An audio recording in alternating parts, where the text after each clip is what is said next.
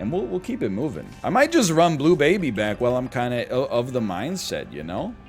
What would we need? Oh, Boss Rush? I mean, you could, if you go fast enough, you could do Boss Rush, True Ending. Yeah, why not? We'll try. We'll try. But I was thinking about how, like, it's weird. Like, I think the movies from your childhood, your being, you know, whoever, me, but also it's different for whoever's listening to this, hold, like, a different sort of power, right? Like, there's, like, mythical movies, but I think they hold more power for me because of when they came out. Like, I always think of, like, Jurassic Park as, like, a classic example. Obviously, it's a well-liked movie, for one. But particularly, I think if you're, like, between the ages of, like, it's like 27 and 40, it holds a different, like, special place. You were, like, part of the contemporaneous audience that grew up with it. And I wonder, and it's not always good movies. Like, sometimes it's just bad movies that become cult classics, weirdly enough. I wonder what movies from, like, the last 10 years that just to me are just movies. But to the generation that's a little bit younger than me, they're like, oh, everybody I went to school with could not shut the frick up about, like, Now You See Me or something like that. I wonder if there's anything like that.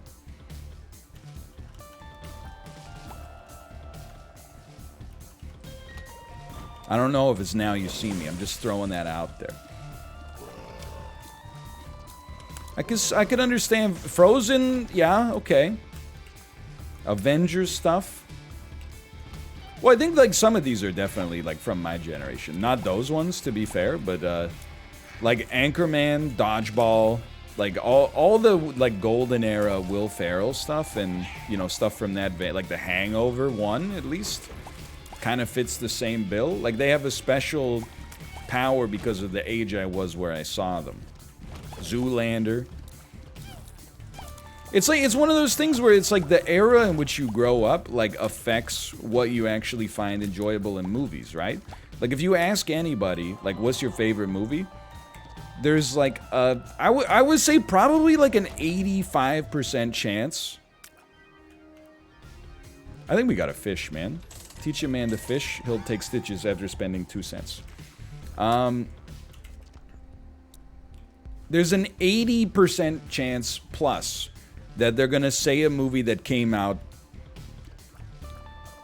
within their lifespan, rather than going, like, deep into the well and being like, oh yeah, well, you know, Citizen Kane. The other thing is, I think if you make it within 5 to 10 years of their birth, going back, then it goes up to, like, 95% chance. So you have a bias, most people do, I think, at least towards, you know, movies that came out while you were alive. Maybe you saw them, like, you know, in the theaters when they came out. It's just interesting to think about how it hits you a little differently, right?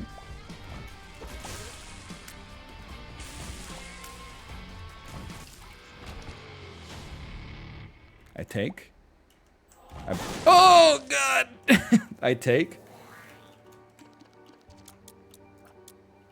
Large disagree. People like old movies now that it's easier to watch them. I'm telling you, if I gave you the chance to watch either The Hitman's Bodyguard or Duck Soup, 99% of people presently living that are under the age of 3,000 are taking The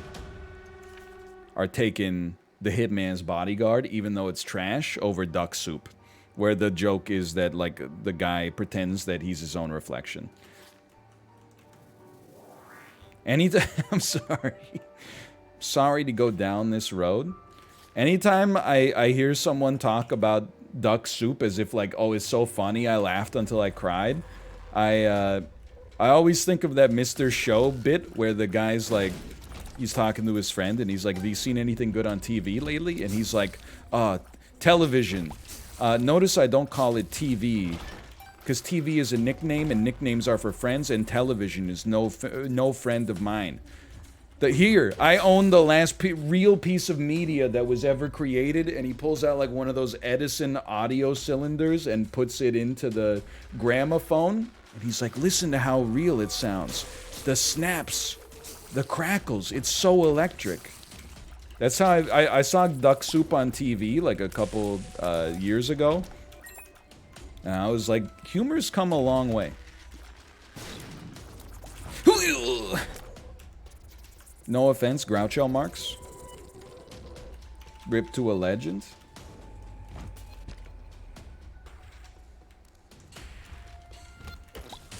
I swear to God, dude, he pretended to be his own reflection. You wouldn't believe it. Funniest thing I've ever seen.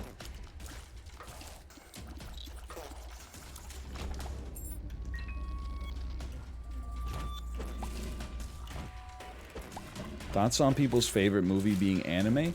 This is a sentence designed to get me in trouble, okay? But I'm gonna go off on it, because it's not gonna get me in trouble for the reason you would think. If your favorite movie's anime, I don't really care, and I have to tell you that I think the era of anime fans always being like that's like the punchline to the joke that I use, I think is over.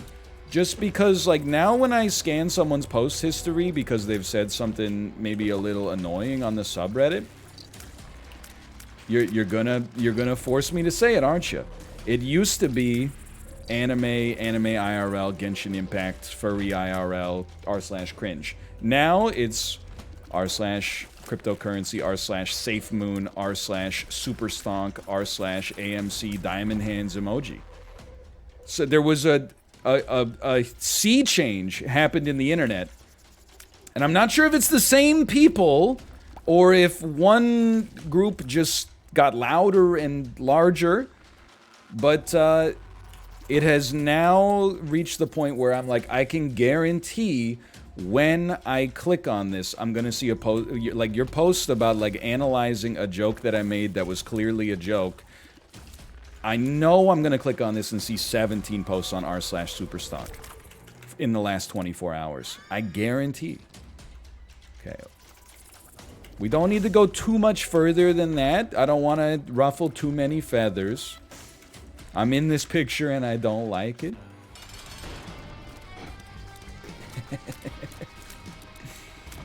Look, I'm not anti-crypto. Everybody I know except me is invested in cryptocurrency. They're friends of mine. Bomb? No bomb. However, when you post about it on Reddit 47 times a day, that's where I'm like, I pass some judgment. Okay, I've just got to remember what I'm doing here. Boss Rush. Boss Rush, teleport out, true ending. Boss Rush, teleport out, true ending. Boss Rush, what the heck is this, dude? Boss Rush, I take this, I Boss Rush, I teleport out, true ending. Break the wrist, walk away. I can't control this guy, like that's too much. You have no teleport? Well, okay, no. What you're saying, I suppose, is you shouldn't teleport. You're right. We do boss rush, then we teleport out, is what I mean. I hate this item. If I break the wrist, I send it back.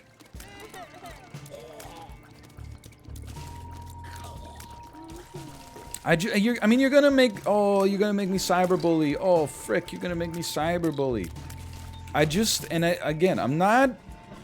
Here's the thing, okay? Like, as soon as you start making the culture online that, you know, you only start retweeting people who put laser eyes in their Twitter avatar, you gotta open yourself up to some self-awareness and maybe to having jokes made at your expense. People make jokes at my expense all the time, you know? Like, you can't shake a stick without somebody making a bald joke, and then, like, you know, nobody online knows you're bald unless they see you, and they're like, oh, sorry, I didn't know. And you're like, okay, you know, it's fine. I can make fun of myself. I don't mind, right? I just ask for the same thing to be extended the other way. But, like, you know, when I forget that guy's name, when his, like, NFT of, like, you know, a photo of himself taken every day for 11 years, sold for 60-something million dollars. I was like, it's not for me. But like, I do understand that it's an art project. A lot of art I don't get, so I'm not gonna throw the baby out with the bathwater on that one. But when I saw that one of those little crypto punks, that's like a little, you know, 8-bit guy with a pink hat smoking an e-cigarette sold for $11.9 million, I was like, nah, this is really $11.9 million. That seems it's just it's like a crappy little photo of like a guy.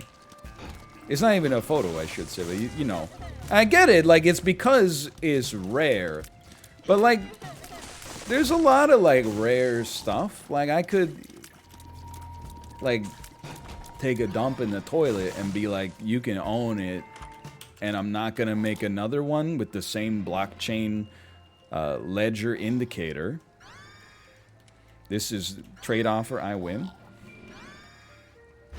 You receive an ignorant take about a sector of the financial markets I don't understand. I receive a victory. I'm just surprised is all, I guess. And I look at it and I go, well, you know, I'm not, maybe I'm out of touch on it, but I'm content to just stay out of the,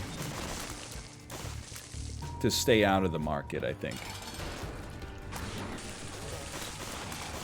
I have no desire to interface. Like, crypto is one thing, I don't understand it. I do cringe a little bit when, like, you know, I feel like every streamer, not every streamer, many streamers end up promoting, like, some kind of altcoin, and I'm just like, eh. Trade offer? I'm like, I'm not comfortable with it, but then the, you know, NFTs are like an extra level on top of that, where I'm like, I'm just too far gone. I'm content being a boomer at this point. Okay, we can take a second just to think. This is fine. We're gonna win. Okay. He's gaming? Can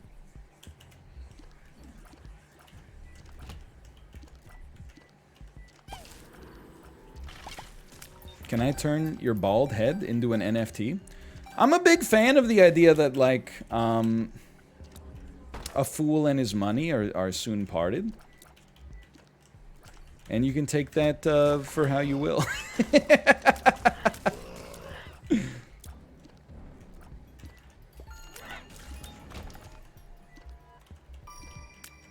I see, like, not everybody. A lot of people are saying, like, you know, the $12 million CryptoPunk sale is fraud. I'm like, or money laundering. I'm like, I don't know. Is it weird that I think it's kind of optimistic to assume that it's money laundering? And in the, like, my cynical take is that, like, nah, it was actually, like, right, I can fly, you're absolutely right. My cynical take is that it was, like, you know, like a bored, super rich guy who was like, guess what, now I can own the most rare 8-bit avatar in the world. I'm always skeptical when the internet says it's money laundering. They might be right, but they also, you know, whenever you buy gift subs for yourself, they're like, that's money laundering. And I'm like, haven't you seen Breaking Bad? Money laundering is when you hire your spouse to run a car wash, so you have an avenue to, from an accounting standpoint, filter your profits through. Jesse.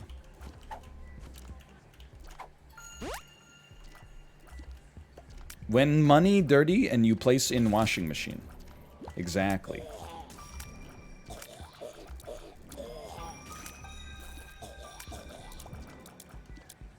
The car wash, you put the money in the car, you leave the sunroof cracked a little bit, you drive it through the car wash, it's laundered.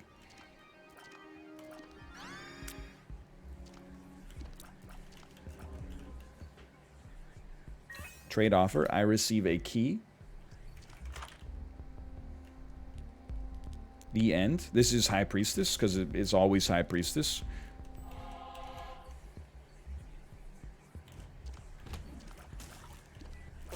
And you can pog if you want. That's not even clip farming. It's just science. It was coded in the blockchain that all red cards are High Priestess question mark. I was due. Anyway, that's all I got. Again, I'm past the point. I don't really care, like, what you do. Like, with your money, like, at all, as long as you sub. But, you know, when people ask your opinion on it, I'm like, that's my opinion. My opinion on it is I don't feel good investing in that stuff because whenever people post annoying things on my subreddit, there's like a 90% chance that it also overlaps with their post history, and as a result, I'm like, I don't want to invest in the same thing as my enemies. I want to see them financially destroyed. I can't invest with these people that are writing essays about the content. Are you kidding me? I can't feel good about that.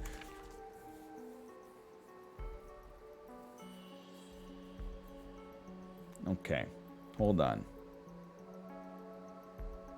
Boss Rush, hush. No, Boss Rush true ending. Boss Rush true ending. I take the poop, and then I get out of here. I don't take the guppy item. It's Depths 1. We head down to the next floor. We're looking mighty good, honestly. We're looking mighty good.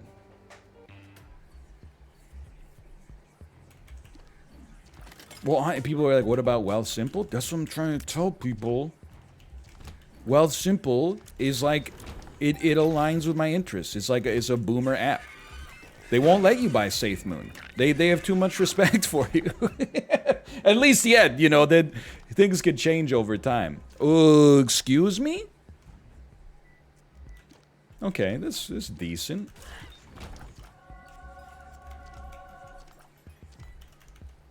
They just want you to buy, like, boring stuff. You know, like a broad-based... Well, I mean, you could buy individual stocks, but... You know, it's an easy way to also buy a broad basket of globally diversified, market cap weighted, exchange traded funds that, you know, you can look at the historical record and have a certain degree of confidence within an upper and lower bound that, you know, in 30 years they'll be, in all likelihood, barring international catastrophe, between this number and this number. I think this is so bad as to be like, please don't pick it up, but I pick it up to be proven wrong.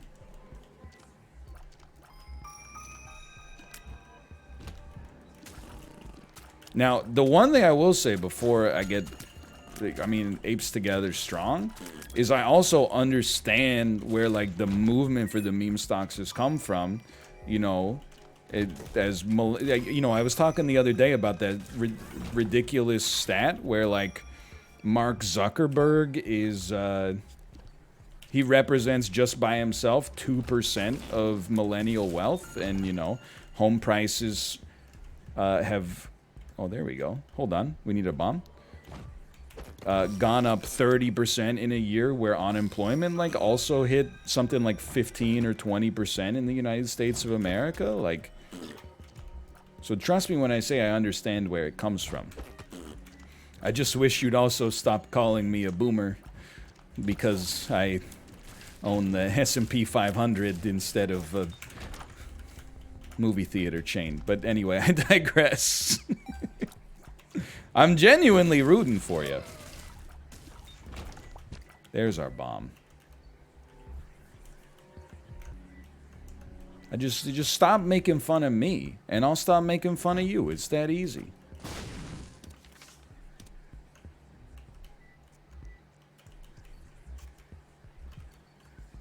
No, that can't be true. It's not, Mark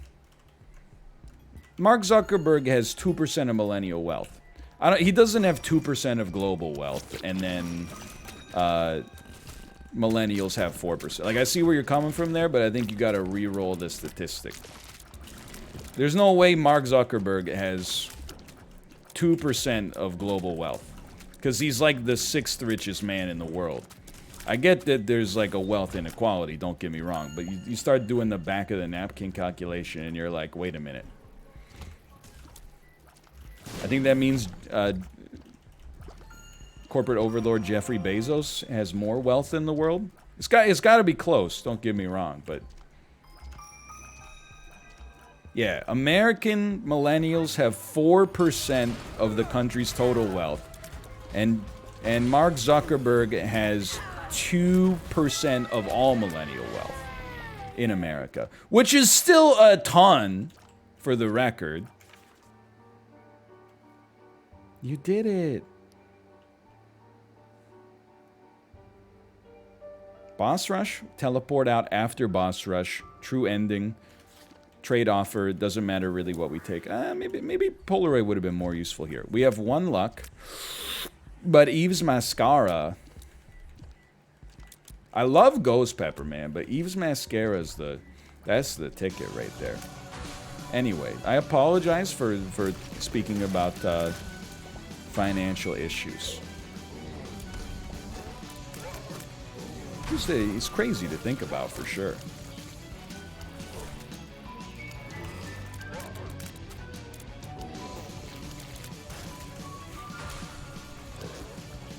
Thoughts on Diablo 2? Not really. Stay a while and listen. Herodric Cube. I have to think about it 60 hours a week. Not fun. What's your job? I'm genuinely curious. This is not like the prelude to a dunk.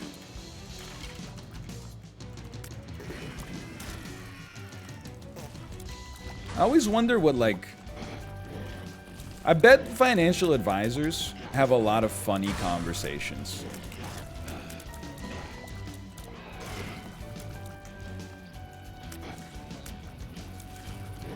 Like, I bet they get people that come in there and they gotta be like, you know, they gotta set them straight. Or, I don't know, maybe they go like, you know, sure, by all means, we have a product you can invest in that will, you know, track the NFT index. And the MER is only like 7%. And it's plus 300% this year, so, like, you'd be stupid not to get involved.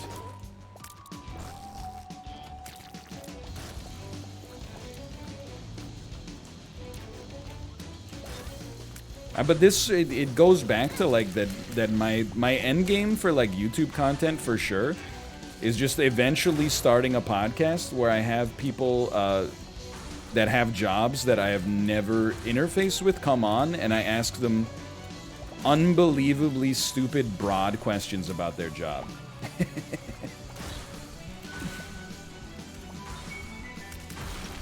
Yeah, like the Joe Rogan podcast, but good. That's my pitch. Apple Podcasts, if you got some cash to splash for some exclusive content.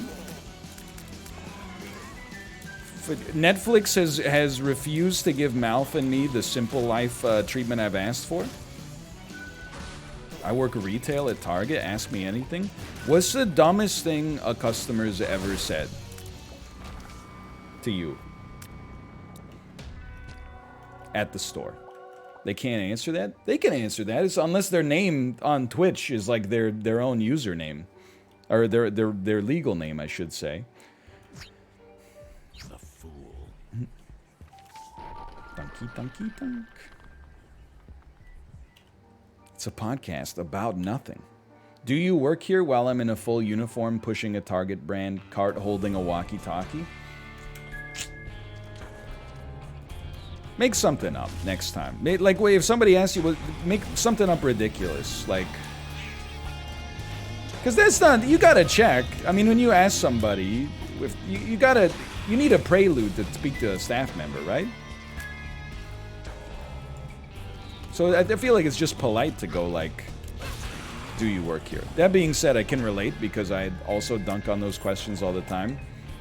Like, I had a moment of self-realization about 3 seconds ago where I was like, oh, remember that time that you were in line for the pharmacy?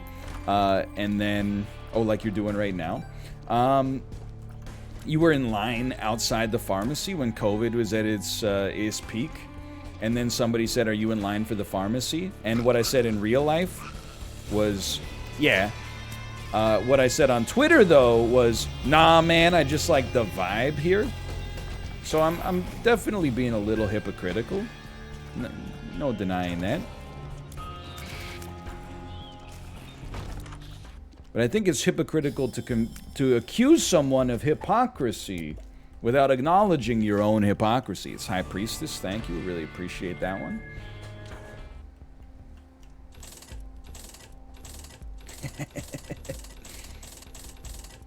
Because I've said it before, like, I worked at Goodwill very briefly.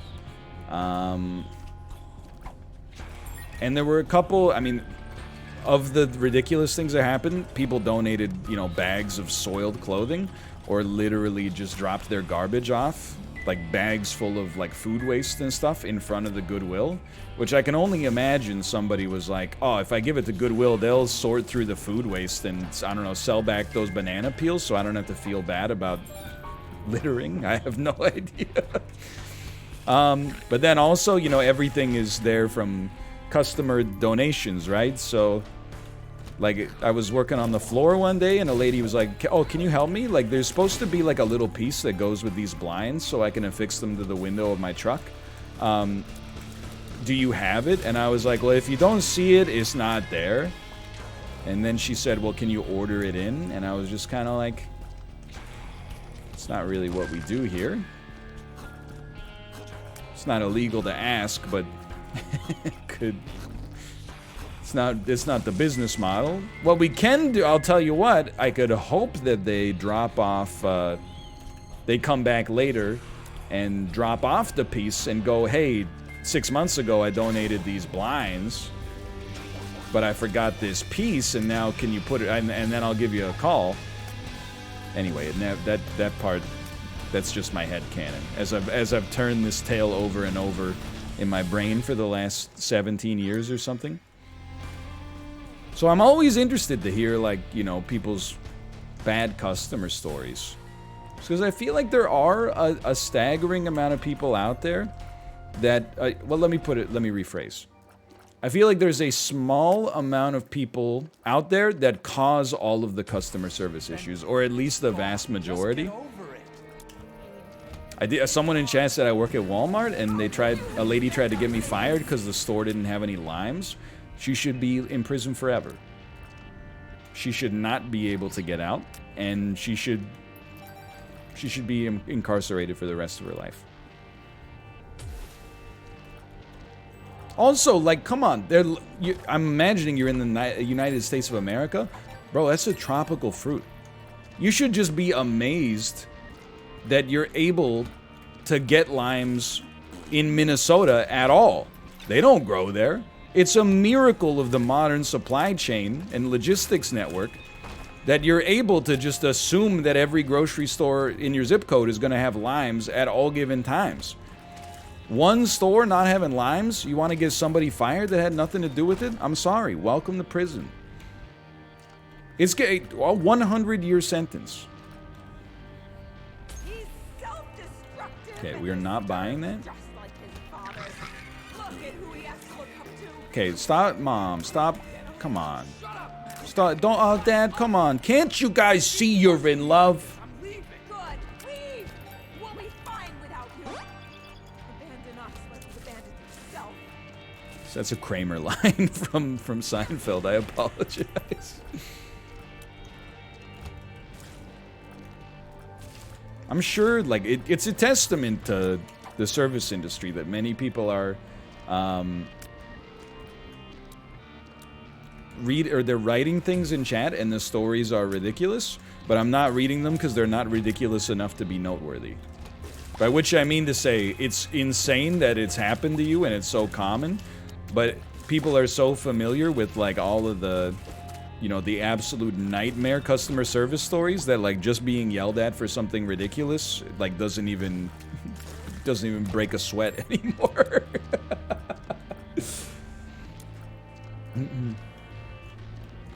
One time a guest came in and asked if we sell Cheese Whiz, and I said, I'm sorry, we don't sell Cheese Whiz, well, we have Easy Cheese, and then he stormed out screaming, this guy doesn't know what the F I'm talking about. That's probably the same guy. It's like the uncle of the lime lady. I can only assume. I'm telling you, it's like there's like probably 1,000 terrible families that are just spitting these customer service nightmares out there into the world. their Canadian cousins going to Goodwill asking if they can, you know, special order stuff and stuff like that.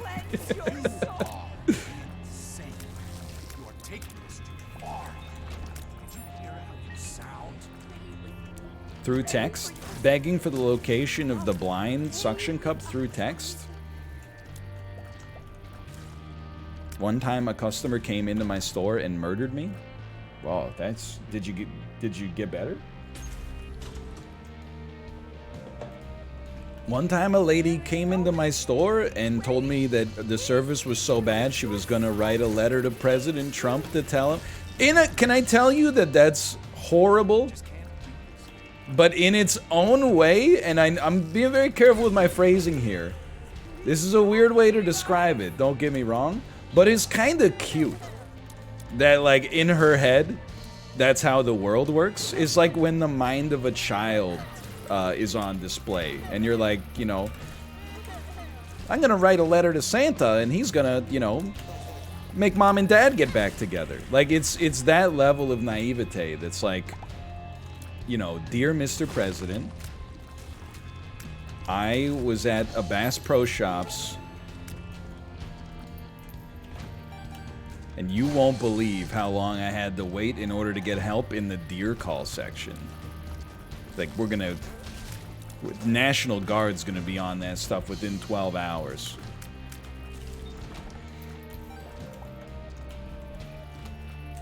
I bet, like, and retail's one thing. I also want to know about, like, the restaurant industry. Because I'm like I'm like an extreme beta in restaurants. I've said it many times. If I order something and I get the wrong thing, I just eat it. I'm just happy to be eating, and I didn't have to cook it, and maybe this is God's way of telling me, like, oh, hey, you know, you've never tried this thing before in your life, so instead of a crispy chicken sandwich, here you go. It's, you know, New England clam chowder. If you got allergies or something, it's a different story, but I got, you know, no excuse. There's even, I told you one time, Kate ordered something, and then I said, all have the same thing, and then they came, and they only had one dish, and I realized that this guy was like a programmer. Like, he thought I was ordering by reference. That was not the case. I was gonna have a second edition of what she had ordered, not eat from her. So literally, I can see what you're saying when I said I'll have what she has. I didn't mean the literal plate that she has. I should have ordered by value, exactly. I ordered a pointer accidentally. Okay, hold on. I should pay attention here briefly. But you know what? Like, Kate was like, why don't you just order again? And I was like, no, I'll just go home and, like, eat some peanut butter straight out of the jar. Like, I'm just, like, just do whatever you want to me at the restaurant, man. I'm, like, at your mercy. But I'm sure, like, it must happen that at a restaurant you get people who, like, eat 80% of their meals, and then they're full. They call the server over and go like, oh, I didn't like it. Can I have my money back? It must happen.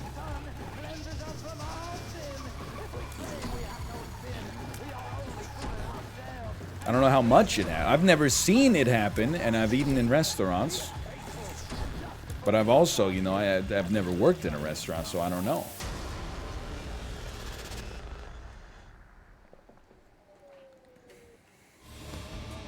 I also, maybe this is wrong. You might not agree with me on this one. But I think if you order something in a restaurant, and then it comes out and you don't like it, that doesn't mean you get your money back. If there's broken glass in it, or it's severely undercooked or something like that, like, you might get sick if you eat it, that's a different story. But if you're like, I'll have the spaghetti, and then it comes out and you eat it and you're like, I don't think I really like spaghetti, then that's a learning experience. You know, you've spent $12.99 and don't get it again. You don't get it for free just because you didn't enjoy the taste. I don't believe that the customer is always right. In fact, in many situations, I think the organization and the employees know substantially more than the customers because they're there every day. You're eating here for the first time? I think that in all likelihood you're probably incorrect.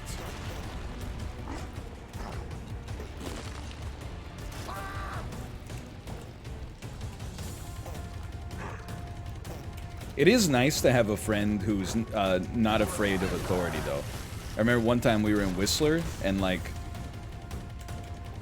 we were waiting for our bill. We were like, can we get that bill? And they're like, yeah, sure, no problem. And then, like, 10 minutes went by.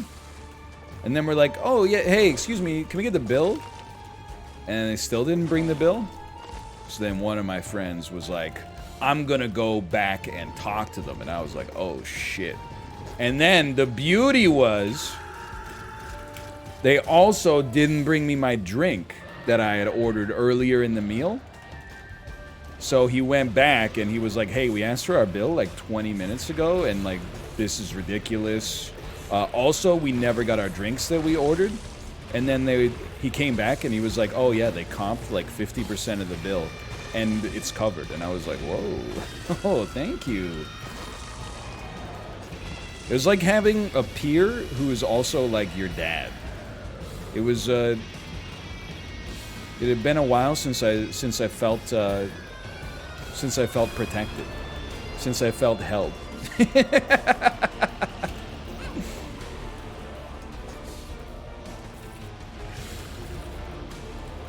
What I will say though is I do think that being the easygoing friend carries advantages as well.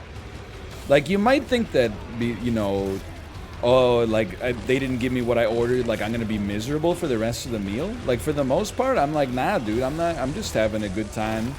Never eaten this before, let's give it a shot. Oh, it doesn't taste like what I wanted to taste, whatever. You know, I'm still having a great time being out here. Easygoing friend is like, every friend group needs a foundation of people that are like, I don't really care where we eat, so let the sticklers go, duke it out. I want something that's under $8. I don't care what it is as long as it's exactly this one thing, and I also don't eat meat, and I never eat anything green, and I only drink clear beverages, and so on and so forth. That's where you're like, I'm just chilling out. I'm just hanging back. Anyway, that was easy. /marker Blue Baby 2.